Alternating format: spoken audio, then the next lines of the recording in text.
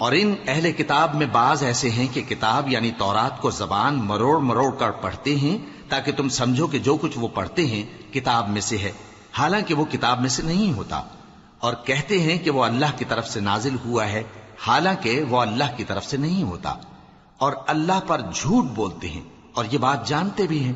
کسی آدمی کو شایع نہیں کہ اللہ اسے کتاب اور حکومت اور نبوت عطا فرمائے، پھر وہ لوگوں سے کہے کہ اللہ کو چھوڑ کر میرے بندے ہو جاؤ، بلکہ اس کو یہ کہنا چاہیے کہ اے اہل کتاب تم ربانی ہو جاؤ، کیونکہ تم کتاب کی تعلیم بھی دیتے ہو اور کیونکہ پڑھتے پڑھاتے رہتے ہو۔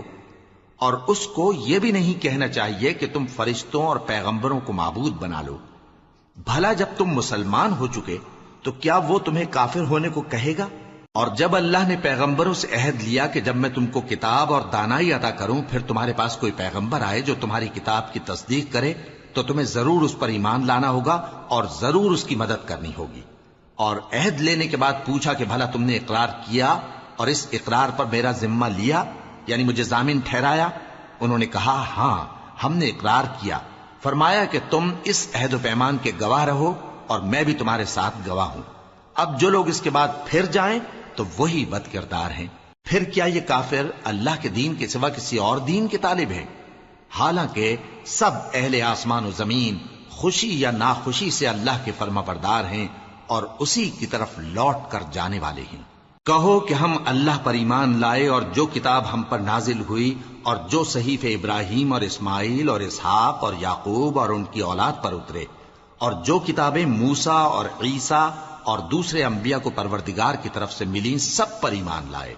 ہم ان پیغمبروں میں سے کسی میں کچھ فرق نہیں کرتے، اور ہم اسی اللہ کے فرما بردار ہیں۔ اور جو شخص اسلام کے سوا کسی اور دین کا طالب ہوگا وہ اس سے ہرگز قبول نہیں کیا جائے گا، اور ایسا شخص آخرت میں نقصان اٹھانے والوں میں ہوگا۔